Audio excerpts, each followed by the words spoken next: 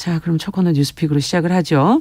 자, 신보라 국민의힘 전 의원 어서 오십시오. 네, 안녕하세요. 네, 조성실 정치하는 엄마들 전 대표 어서 오십시오. 네, 반갑습니다. 오늘 스토킹 범죄에 대해서 지금 이제 법 개정안이 발표가 돼서 내용을 좀 살펴보고 그리고 저희가 또 혹시 부족한 부분이 있는지 점검을 좀 같이 해보죠. 신보라 의원께서 좀 정리해 주시겠어요? 네, 법무부가 발표한 이번 개정안은 스토킹 범죄의 처벌 등에 관한 법률 그리고 전자장치 부착 등에 관한 법률 이렇게 두 가지 법률의 개정안인데요. 네. 최근 스토킹 살인 사건을 계기로 스토킹 처벌법의 미비점을 대폭 보완한 내용입니다. 네. 우선 현행법상 스토킹 범죄의 경우 반의사 불벌죄인데요. 네. 이 반의사 불벌죄가 피해자의 의사에 반하여 벌하지 않는다는 이제 거죠. 그래서 피해자가 고소를 취하게 되면 법에 따른 처벌을 받지 않게 되는 경우인데요. 네. 신당녀 살해 사건 가해자 전주환은 합의를 계속 요구하기 위해서 지속적으로 스토킹을 벌이다가 실패하자 보복 형태의 그렇죠. 살인까지 저지른 것이라서 네.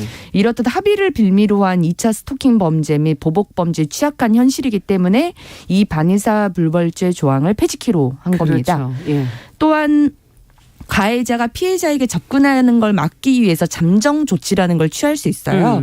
이 가해자에 대해서 세 가지 크게 조치를 취할 수 있거든요. 네. 뭐 긴급 조치, 그다음에 잠정 조치, 그다음에 긴급 안전 조치 뭐 이런 식으로 되어 있습니다. 네. 근데 이 중에서 접근을 막기 위한 잠정 조치에 전자발찌도 추가를 하게 됐습니다. 그렇죠. 이 잠정 조치는 뭐 1호부터 4호까지 있고 접근 금지 명령, 그다음에 뭐 통신 등에 대한 접근 금지, 그다음에 이제 구치소나 이제 네. 그런 쪽 갈 수 있는 거, 그다음에 여기에 전자발찌까지 추가를 하겠다는 겁니다. 그렇죠. 그래서 실제 접근 금지 명령을 하더라도 가해자의 위치 추적은 이루어지지 않아서 명령 이행 여부를 확인하기 어려운 실정인데 이번 개정안을 통해서 전자장치 부착을 결정을 하면 가해자는 경찰의 통제 속에서 이 전자발찌를 부착을 해야 합니다.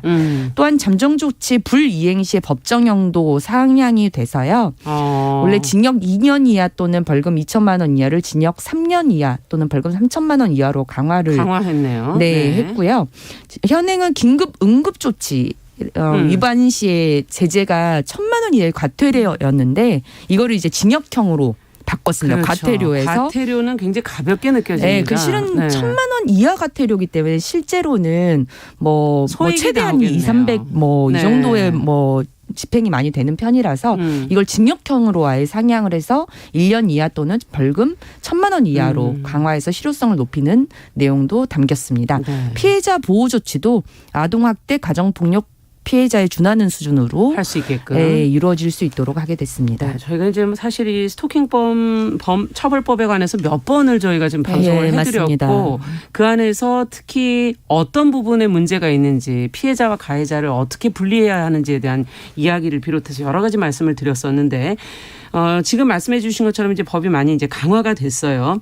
전반적인 평가를 두 분 말씀을 좀 듣고 싶고 또 이게 이 안에서 또 저희가 놓치고 있는 건 혹시 없는지도 이제 차차 얘기를 좀 해보겠습니다. 먼저 평가를 좀 들어보죠, 조 대표님. 네, 저는 이번 입법 예고안 굉장히 환영하고요. 네. 무엇보다 이제는 국회의 시간이다라는 말씀을 드리고 싶고, 그러니까 이제 법무부나 이렇게 부처에서 입법 그러니까 개정안이죠. 개정안을 이제 발의를 하게 됐을 때 입법 예고 기간을 거쳐서 국민 수렴을 받고 그런데 이제 행정령 단위가 아니기 때문에 부처령이 아닌 경우에 법령은 결국에 국회에서 최종적으로 본회의를 통과하고 거기에 대해서 효력이 발생해야만 우리에게 실질적으로 도움이 되도록 되어 있습니다. 아직 과정이 남아있는 거다라는 그래서 말씀이세요? 이제 반의사 불벌죄가 폐지된 게 아니고 법무부에서 이것을 입법하겠다고 예고한 상황이기 때문에 이제 너무 그러니까 환영은 하지만 결과적으로 이게 최종적인 결과를 만들어내기까지 우리에게 더 많은 노력과 시간이 필요하다. 그러네요. 국회에게 역할을 해야 된다는 거를 강조하고 싶고요. 국회가.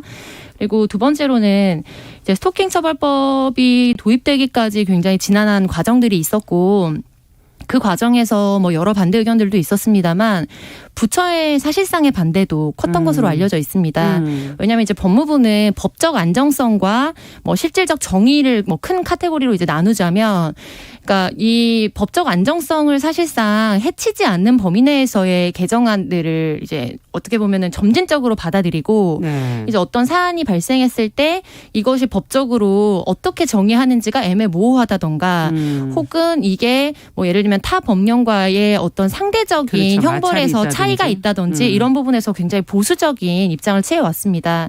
그런데 이번 사고에서 좀 이례적으로 한동훈 장관이 이제 피해 현장에 가장 먼저 그렇죠. 어떻게 보면은 부처에서 방문을 하고 네. 좀 세밀하게 이번 안을 좀 짜기는 했거든요. 상대적으로. 그래서 그런 부분에서는 저는 굉장히 전향적인 안이었다라고 상대적으로 보고 있고, 다만 이제 두 가지의 한계가 있다고 봅니다. 어떤 한계들이 그러니까 있습니까? 뭐 현장에 계신 분들은 좀 더 많은 걸 이야기하시겠지만 시간 관계상 두 가지를 크게 얘기하자면 이게 결국에는 저희가 여러 번 또 얘기했었는데 학대 예방 경찰관이라고 APO라고 불리는 직제가 있습니다. 네. 그런데 이제 정인이법이라고 부르는 양천 학대 사건, 네. 입양 학대 사건이 있었을 때도 여러 차례 문제가 됐습니다만 이제 가정 학대라든지 아동 학대라든지 이번엔 스토킹 처벌법까지 포함해서 준하게 피해자 보호를 하고 예방 조치를 하겠다, 처벌을 하겠다고 했지만 그렇다면 문제가 발생하기 전에 사전 단계에서 이게 어떤 신호가 있는지 캐치를 하고 네. 피해자에게 지원을 할 수 있는 체계가 조직적으로 연동이 돼야 합니다. 그런데 이제 정인이 사건이라고 이제 많이들 알고 계시니까 그렇게 지칭을 할게요. 근데 양천 사건 당시에 문제가 됐을 때 약 360여 명 정도로 전국에 APO가 이제 배치되어 있는 것으로 이야기가 됐었고 예. 또 논란이 됐었는데 올해 기준으로 또 이게 60여 명 줄은 상태로 300여 명에 불과하다는 보도가 나오기도 했어요. 그리고 일선 경찰관들의 이야기를 들어보면 굉장히 살인적입니다. 그래서 이게 1년 미만으로 머무르다가 휴직을 하거나 빨리 다른 데로 최대한 도망치고 싶은 부서가 됐어요. 그러니까 예. 직제가 된 거죠. 네. 그 이유는 너무 어떻게 보면 많은 업무를 한 사람이 담당하고 있기 때문에 이제 이런 상황에서 저는 스토킹 처벌법 피해자에 대한 경찰 지원 반드시 필요하다고 보지만 인력 충원과 예산 확보가 확실히 확보되지 않은 상태에서 이거를 경찰이 예방해 줄 거예요 라고 큰 슬로건으로만 넘기는 것은 국민들에게는 많이 현실이 바뀌었다고 하면서 안도하게 하고 현장에서는 업무가 터져나가고 네, 그런 어떤 사각지대를 만들 수 있거든요. 예. 그래서 이게 현장에서 잘 작동하기 위해서 우리가 추가적으로 어떤 입법 보완이나 행정 보완이 이루어져야 하는가에 대해서 계속 관심이 필요할 것으로 보이고요. 그러네요. 네, 그리고 지금 말씀해 주셨던 이제 긴급 위반 같은 경우에요. 말씀하셨던 이제 예를 들면 긴급 응급조치 위반이라고 100m 이내로 접근을 한다든지 이런 경우에 지금 우리가 사고에 나왔던 이제 보복 조치를 하고 살인 사건이 일어나고 이런 가장 결정적인 신호가 되거든요. 그렇죠. 근데 이제까지는 이제 과태료로 제재를 했고 더 결정적인 것은 과태료를 처분을 했을 때 이제 당사자의 의견 수렴을 하는 과정이 법적으로 필요합니다. 네. 근데 당사자가 소명할 수 있는 기간이 그간의 10일 이상으로만 되어 있어서 실제로 이번에 이제 신당역 사건이 논란이 됐을 때 이제 관련 경찰서에서 그간에 신고됐던 것이 적절하게 현장에서 처리가 됐는지를 봤을 때 뭐 예를 들면 바로 시스템에 업로드가 돼야 되는데 업로드에 누락된 케이스도 있었고요. 그리고 과태료나 이런 처분이 10일 이상이니까 무한정으로 길어져도 상관은 없는 겁니다. 그래서 이게 사각지대가 있는 거죠. 네. 그래서 여기에 추가 범행을 막지 못하는 실효성이 떨어진다는 지적이 있어서 더 상향해서 형사처벌도 가능하도록 하고는 있지만 지금 법무부에 제가 보도자료나 이런 거 찾아봤을 때 나온 안으로 봤을 때는 그렇다면 과태료 정도를 처분받는 케이스에 있어서는 10일 이상이라고 하면 뭐 15일 이내라든지 최대 맥스를 이제 끊어줘야 되거든요. 네. 네, 그래야 왜 이 기한 내에 하지 않았냐라는 압박을 받기 때문에 현장에서 우선순위에 맞춰서 일을 처리할 수 있습니다. 예.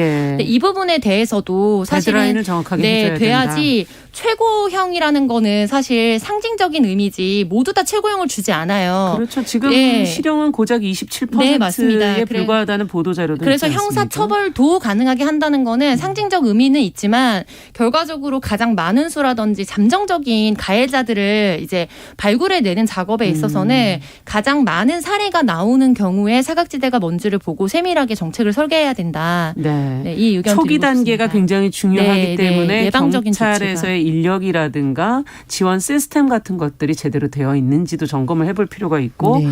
그다음에 이제 결국은 형을 어떻게 받게 네. 되느냐 하는 하는 부분도 그 기간이라든지 이런 것까지도 좀 세밀하게 검토할 필요가 있다. 네. 지금 그렇게 지적을 해 주셨어요.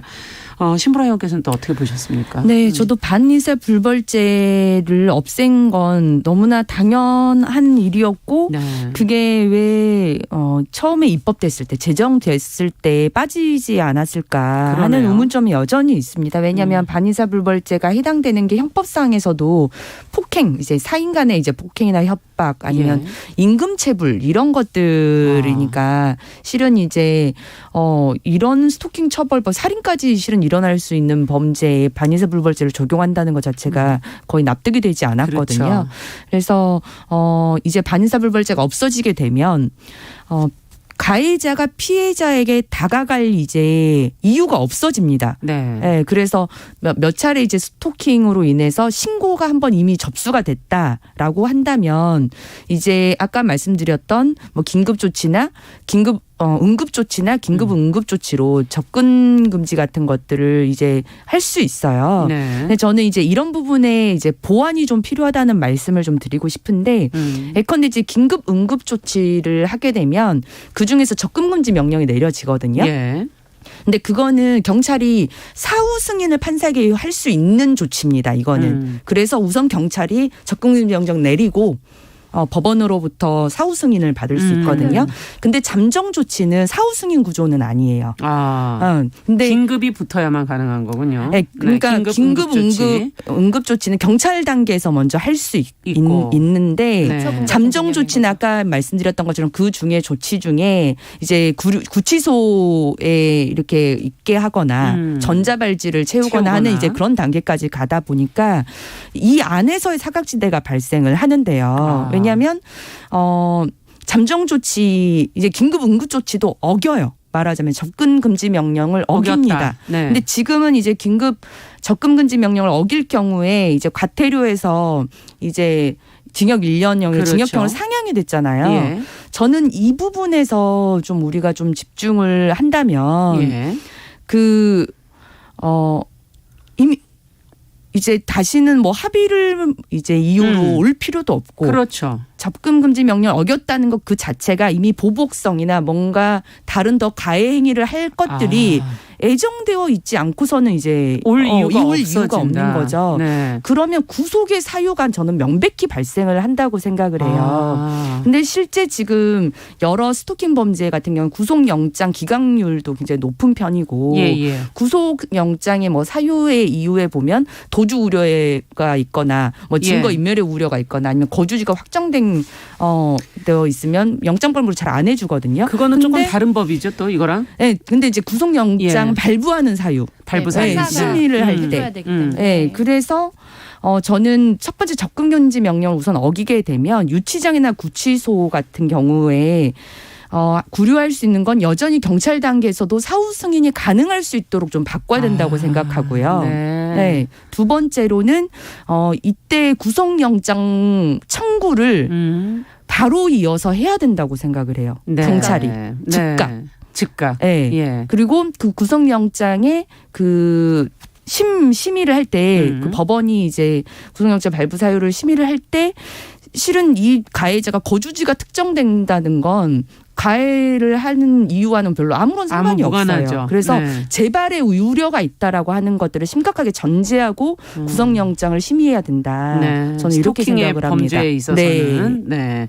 알겠습니다. 지금 특히 이 영장을 구속영장을 심의하는 과정에서 무엇을 놓쳐서는 안 되는지 그 부분을 또 지적을 해 주셨고 이제는 접근을 할 이유가 없어지니까 한 번의 접근이라도 있을 땐 그것을 구속이라든지 좀 강력하게 대처를 해야 된다는 지금 얘기를 해 주셨어요. 지금 의견 들어온 걸 보면은 앞서도 계속 법무부에서 내놓은 입법 예고 이런 부분에는 환영한다 이런 얘기 해 주셨지만 유정선님께서도 국회 처리 결과가 도대체 언제까지 기다려야 되는 것이냐. 계속 파행이 지금 예상이 되는데 이건 어떻게 되는 거냐 하는 지금 지적을 해 주셔서 각자가 자신의 위치에서 일들을 해 주지 않는다면 결국 국민이 이렇게 힘들어지는구나 하는 생각을 다시 한번 하게 되고요. 자, 지금 인식의 문제도 한번은 짚고 가야 될 것 같습니다. 지금 사각지대들이 있다는 건 결국 그거를 메울 수 있는 사람의 역량, 그걸 찾아내고 문제를 해결해내겠다는 의지가 필요한 건데 그거는 인식에서부터 오는 것이 아닌가. 이 범죄가 정말 강력하다. 살인으로 갈 수 있다.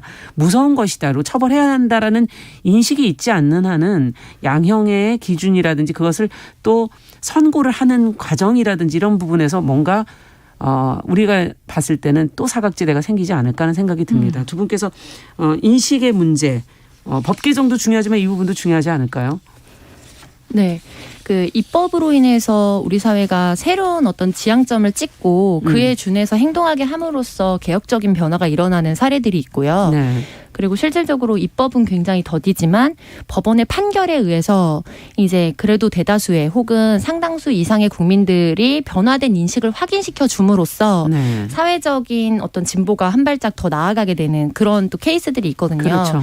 그런데 지금 우리 현실은 스토킹 처벌법이 도입이 되면서 입법적인 부분은 그래도 조금 반보 나아갔지만 이제 현실적으로 이번에 전주환 사건이나 이런 데서 볼 수 있듯이 그 경우에도 이제 어떻게 보면 징계 중에 있긴 했지만 신원이 확실하고 거주지가 확실했기 때문에 구속영장이 또 발부되지 않았던 사유에 해당하거든요. 네. 그래서 법원의 판결도 뭐 현장에서의 뭐 또 애로사항과 상관없이 무관하게 결정적으로 한마디로 정의하자면 굉장히 보수적이다. 그리고 이거의 바탕에는 우리 문화적으로 만약에 누군가 다툼을 하고 있다. 근데 그냥 뭐 남자친구 여자친구 서로 연인 간 다툼이라든지 가족끼리 가까운 잠깐 사이라든지. 다툼이에요라고 네. 하면 사람들이 더 개입하기가 어렵고 그냥 가족 사인 간의 영역으로 남겨두잖아요. 길을 가다가도 아주 큰 폭행이 일어나지 않는 그렇죠. 이상. 그래서 그런 문화적인 부분을 우리가 스스로 한번 생각해보고 어디까지가 국가 이제 행정력이나 사법권이 개입할 상황인가 이런 거에 대해서도 사실은 합의를 좀 이루어야 된다고 보거든요. 그러니까 이 스토킹 처벌법 같은 경우에 특히 신변보호나 이런 데서 이제 구속영장을 발부한다든지 이런 거는 저는 동의합니다만 이게 워낙 뭐 치안의 문제나 신변 위협을 받고 있기 때문에 동의를 하는 것이지 결과적으로 경찰력이 너무나 깊이 우리의 삶에 개입하는 거는 어떻게 보면 전체적인 분위기에서는 그 사회가 좋은 방향으로 가고 있는 건 아닐 수도 있거든요. 그렇죠. 그러니까 그거는 결과로 일어난 거기 때문에 그렇지 그게 결과적으로 우리 사회를 어떻게 보면 경찰력이 강화되는 사회로 견인할 수 있기 때문에 그래서 개개인이 이제 스토킹 처벌법이나 이런 거를 바라보는 인식도 바뀌어야 되고 무엇보다 저는 사법부의 판결이 바뀌어야 된다고 봅니다. 입법에서 반의사불벌죄가 이제 들어갔던 이유는 아마도 이제 스토킹 처벌법을 연인 간 다툼으로 이렇게 치환시켜서 바라보는 그렇죠. 인식. 그래서 어떻게 보면은 갈등이 해결되면 또 무고하게 또 될 수도 있다라는 잠정적인 가능성을 인식이 남겨둔 있었기 거죠. 때문에 가능한 거라고 네. 보는데요. 경찰청에서 발표했던 자료에 따르면 이제 스토킹 처벌법의 주요 대상 중에 하나는 예를 들면 층간 소음으로 인한 거, 그다음에 여러 가지 사적으로 인해서 문자나 이런 걸로 보복하는 거, 뭐 더 나아가서 요즘에는 주차 보복 같은 것도 있을 그렇죠. 수 있겠죠. 네. 이런 것들이 스토킹 처벌법에 더 큰 범죄에 포함되고 있습니다. 그래서 이것이 연인 간 다툼 혹은 뭐 가족 간 그렇죠. 다툼이 아니라 서로 그렇다고 하더라도 그것이 폭력이 수반하고 본인의 의사에 반하는 한 그 경우에는 어떤 우리 국민들이 그거를 계속 정말 주목하고 길거리에서 그런 다툼이 있더라도 경찰력에 관심을 호소를 가져야 한다든지 되겠네. 네. 도움을 줘야 하는 이런 제반의 변화가 이루어져야 한다. 그래서 결정적으로는 사법 판결과 그다음에 일상에서 보게 되는 사건들에 대해서 네. 하다못해 신고를 한다든지 이런 변화가 필요해 보입니다.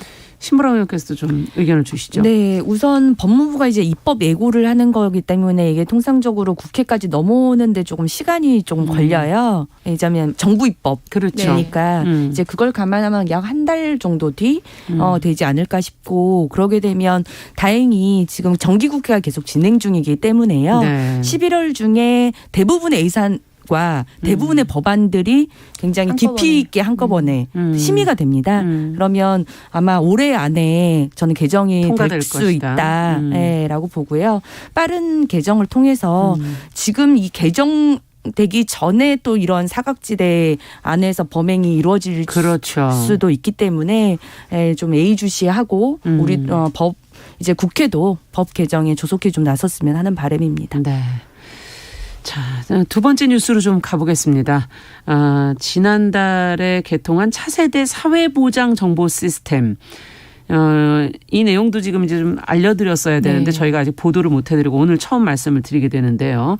이것에 지금 오류가 계속돼서 불편을 겪는 분들이 많다는 보도가 나왔습니다. 한쪽에서는 지금 예고된 인재 아니냐라는 지금 지적까지 나오고 있는데 어떻게 어떤 문제들이 발생했고 지금 왜 이런 일들이 벌어진 건지 조 대표님께서 먼저 간략하게 좀 설명을 해 주시죠. 네, 차세대 사회보장정보 시스템이라는 통합 포탈 형태가 되는 거죠. 사회복지 업무를 처리할 수 있는. 근데 그 시스템을 도입하고 한 달이 넘게 계속해서 문제가 발생하고 있어서 굉장히 주목을 받고 이번 국감에서 또 질타를 받았습니다. 예. 이제 기존에는 본인이 이제 거주하고 있는 이제 주민센터 등을 방문해서 어떤 서류 처리들을 하게 되거나 그렇죠. 또 복지 시스템과 연계가 되지 않는 부분들이 있었습니다. 그런데 이게 전국 어디에서든 그리고 온라인을 통해서도 사회복지 시스템에 접근하고 신청 같은 것들을 할 수 있도록 종합할 수 있는 것을 우리가 굉장히 큰 예산을 들여서 네. 도입을 했고요. 당초 올해 1월에 이제 개통이 예정되어 있었는데 세 차례 연기가 이루어졌어요. 그래서 약 한 달 좀 더 전에 이제 개통을 했음에도 불구하고 현장에서 주민센터에서 이게 계속 오류가 나는 겁니다. 네, 그래서 예를 들면은 본인이 뭐 차상위 계층이라서 대학 입시 관련된 이제 특별 전형 같은 거에 네, 그래서 서류를 받아야 되는데 대상자가 아닌 것으로 떠서 이제 시간이 더 소요된다든지 그리고 장기 전세 같은 것에 대한 발표 일정이 이제 이게 수기로 전산으로 기존에 했던 것들을 계속 오류가 나기 때문에 수기로 다 확인을 해야 돼서 발표가 무기한 지금 연장되고 있다든지 그리고 뭐 주거 급여라든지 이런 부분에 대해서 한 달 넘게 지연이 되면서 현장에서 그야말로 카오스 상태인 상황이고요. 그래서 이 부분에 있어서 이제 그 공무원들이 접속하게 되는 한 라인이 있고 그리고 사회복지 이제 단체 연동해서 지원금을 받거나 이런 단체들이 접속하게 되는 라인이 있는데 더 심각한 거는 공무원들이 접속하게 되는 곳의 오류율이 뭐 20%에서 40% 가까이 약 30% 이상이 일 처리해야 되는데요. 지금? 하고 있는데요. 네. 그래서 이례적으로 이제 공무원 노조에서 이것과 관련된 성명서를 뭐 하루 이틀 전에 또 발표를 한 상황이고요. 그런데 이게 국감의 질의 결과적으로 LG CNS를 중심으로 한 3개 업체에서 이거를 이제 맡아서 시스템을 개발을 했거든요. 그런데 주요 작업을 대부분 몇백 개 이상의 하도급 업체, 100여 개 이상의 하도급 업체로 다 분산을 시켜서 진행을 했고. 세계 업체가 또 100여 개로 하도급을 줬습니까? 네, 그래서 약 90%의 예산이 이제 하도급 업체들을 중심으로 해서 집행이 되었죠. 그런데 그중 개발 인력의 90%가 중도에 하차를 하거나 이직을 한 겁니다. 네, 90%요. 그래서 예를 들어 100명이 개발에 참여를 해서 시작을 했는데 그중에 10명을 제외한 나머지 멤버들이 다 나가고 새로운 인력 수급도 원활히 이루어지지 않아서 이게 뭐 기술적으로 보자면 인력만 있다면 빠르게 수습이 가능한 것임에도 불구하고 이제 바르게 진행이 안 되고 있고 10건 중에 4건 정도만 사실은 에러 수정이 되고 6건 이상은 아직 에러 수정이 되지 않은 상황이에요. 아니 근데 뭐 어떻게 이렇게 인력이 다 무더기로 나가게 되는 거죠? 네, 이게 뭐 국내 상황도 그렇고 전 세계적인 개발자 난이군요. 네.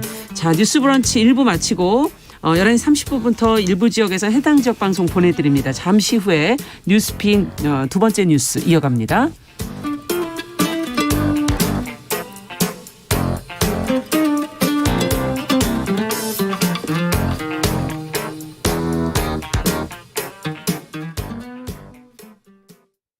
지금 시각은 11시 30분입니다.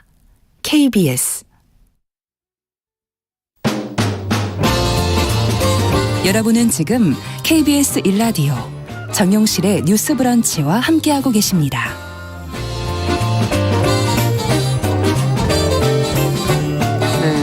뉴스픽 지금 차세대 사회보장정보 시스템 오류 문제 지금 지난달에 개통이 됐는데 계속 지금 오류가 이어지고 있다고 그래서 이 부분의 문제를 짚어보고 있습니다. 말씀해 주신 것처럼 3개의 업체가 100여 개의 하도급을 주고 거기에 있는 인력의 90%가 지금 무더기 퇴사를 했다라는 얘기를 해 주셨는데 아니 기술 개발 인력을 하도급을 줬다는 건 굉장히 그 일을 하는 데 있어서 업무의 위상이 낮게 해놓고 네, 맞습니다. 그러고서는 일을 시켰다는 그런 얘기가 되는 건가요? 이런 국가 복지 시스템은 이 대상자들이 지금 생활이 어려운 분들이기 때문에 이거 빨리 이거를 해드려야지 생활을 할 수 있는 거 아닌가요? 네, 맞습니다. 네, 그럼 이거 굉장히 심각한 문제인데 어떻게 지금 혹시 더 말씀하신 게 더 빠진 게 있는지 조 대표님. 그래서 복지부 예. 같은 경우에는 이거의 오픈 관련해서 그러니까 시간이 더 필요하다라는 이제 사회보장 그 정보보장원이라든지 이제 그거를 수주받은 업체로부터 요구가 없었다, 강행하지 않았다라는 입장이지만 결과적으로 제가 봤을 때는 네. 이게 일반 서비스도 아니고 오류율이 이미 이제 셋이라고 해서 그 관련된 사전에 이제 시뮬레이션을 돌려보거든요. 예. 근데 그럴 때 100%가 안 나오고 80% 정도 때여서 오류율이 잡혔습니다. 그런데 이게 뭐 2, 3주 내에 시정될 것이라는 업체의 말을 믿고 이 전 그냥 시작을 한 국민적인 거를 거군요. 시작한 겁니다.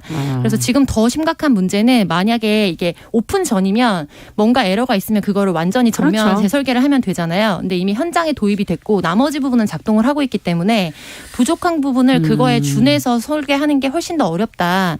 이게 복지부에서 그래서 이런 일반 인터넷 서비스가 아니라 복지 서비스를 이렇게 불완전한 상태에서 시행하도록 한 것 자체가 강력한 책임이 있는 상태다. 이렇게 네. 보겠습니다. 근데 앞으로 이제 뭐 복지부만이 아니라 정부 부처에서 상당 부분이 이제 이렇게 인터넷 서비스를 해야 되는 상황인데 이 개발 인력은 전 세계적으로 지금 부족한 상황이고 그럼 국가가 이걸 유지하기 위해서는 어떻게 해야 될 것인가에 대한 근본적인 부분도 이 문제 안에는 들어가 있는 것 같아요.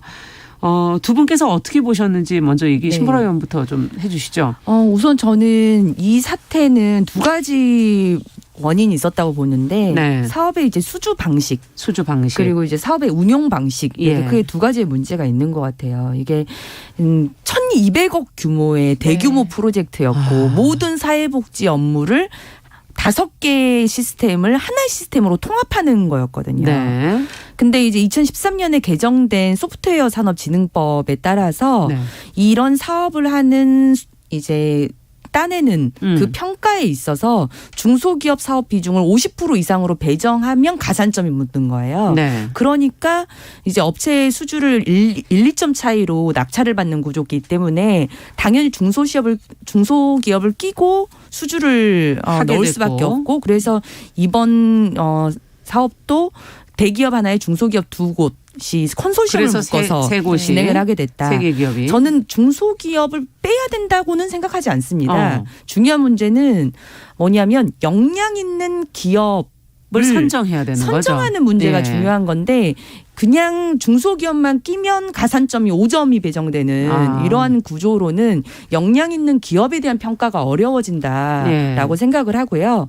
소프트웨어를 이렇게 바꾸는 문제에 있어서 핵심 업무와 보조 업무가 분명히 나눠질 거거든요. 그렇죠. 말하자면 메인 시스템을 개발하는 것과 사람들과 데이터를 뭔가 전환하는 것들 이런 업무들이 근본적으로 구분되는데 핵심 업무에는 본사 직원을 반드시 고용하고 하도급을 주지 않는다는 조건에 우대 점수를 주는 방식 그런 방식으로 변경이 돼야 이런 문제가 저는 발생되지 않는다라고 생각을 합니다. 네, 어떻게 보십니까, 조 대표님께서? 네, 운영 안정성이나 이런 부분을 생각해서 LG CNS를 지금 끼고 사실은 중소기업과 이제 어떻게 보면 콤비네이션으로 한 건데 중요한 거는 LG CNS가 하도급을 어떻게 보면 가장 많이 줬다는 겁니다. 그래서 LG CNS에서 자체적으로 개발 업무에 투입이 되는 인력보다 하도급 업체들을 관리하는 그런 어떻게 보면 사실상 중개나 소개 업무 혹은 관리 업무를 했다는 거, 이 부분이 가장 결정적으로 신보라 의원님 지적하신 것처럼 문제가 있는 것 같고요.